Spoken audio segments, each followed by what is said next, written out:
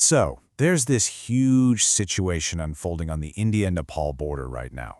We're seeing massive protests, real disruption, but what's causing all of it isn't what you'd expect. It's not some big diplomatic fallout. No, it's about attacks. Attacks so small it almost seems ridiculous, but it's sending shockwaves through the entire region. And this is the number at the absolute heart of the chaos. 63 Indian rupees. That's it. That's the maximum value of goods you can bring from India into Nepal without paying a tax. If you go over that, even by a little bit, you now have to pay customs. And that really is the big question, isn't it? It just doesn't seem to add up. How can a tax on something worth less than $1 lead to such widespread anger? Well, to figure that out, we've got to dig a little deeper. We need to look at the policy, the border itself, and, most importantly, the people whose entire lives are wrapped up in this. Okay, first things first, let's talk about the policy. What is this rule that's got everyone so worked up? Well, here's the kicker. This isn't even a new law. This customs rule has actually been on the books for years, but nobody really enforced it. It was one of those things everyone just kind of ignored. But now, Nepal's new government is cracking down, and they are enforcing it strictly. And that sudden change has just thrown everything into chaos. And the threshold for this tax is just incredibly low. The official rule says anything over 100 Nepali rupees gets taxed. When you convert that, you're talking about roughly 63 Indian rupees. Just think about that. Your daily grocery run buying some basic essentials, that's now getting hit with a tax. All right, next, to really understand this, we have to talk about the context. Because the India-Nepal border, well, it's really not like any other border in the world. For starters, it's massive, over 1,700 kilometers long. And it's an open border. People can move back and forth freely. You don't need a passport, you don't need a visa to cross by road. It's this unique setup that dates all the way back to a treaty signed in 1950. And over the decades, it's created this incredible bond between the two sides.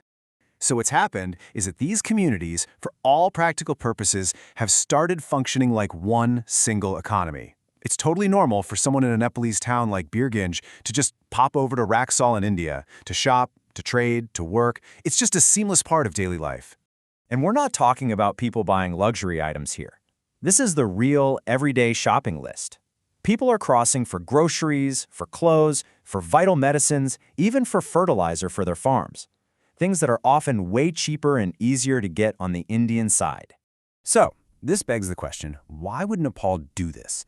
Why risk all this anger and disruption? Well, from the government's perspective, they've got four main goals in mind. They're trying to do a few things at once. First, they want to boost government revenue by actually collecting tax on all this informal trade.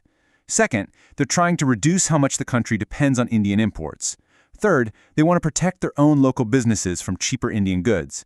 And finally, they're hoping to crack down on all the smuggling that happens across an open border like this. And you can see why they're worried about dependency. I mean, just look at this. Somewhere between 60 and 65% of all of Nepal's trade is with India. That is a massive reliance on one single country. So for the government, this isn't just about a tiny tax. It's a first step toward trying to build more economic independence. But, as always, a policy that's designed in the capital city can feel very, very different to the people living it on the ground. For them, this isn't some grand economic strategy. It's a massive, painful shock to their entire way of life. And what makes this so tough is that it's a deeply regressive policy. You know, wealthier people, they can afford the new taxes. It's an annoyance. But for daily wage earners, for poor families who rely on that cross-border trade just to get by, for them, it is absolutely devastating. And the impact is hitting different groups in different ways. You've got the border residents who are facing immediate hardship. You've got Indian traders who've lost a huge chunk of their customer base overnight. And then there's a political dimension, especially for the Madhesi community in southern Nepal. For them, this just feels like another decision made by a hill-centric government in Kathmandu that completely ignores their reality. You know, this goes so much deeper than just money.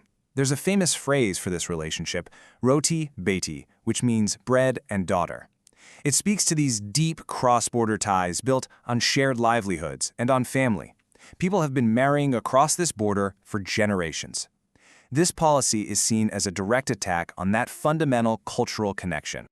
Okay, let's zoom out one last time and look at the real bigger picture.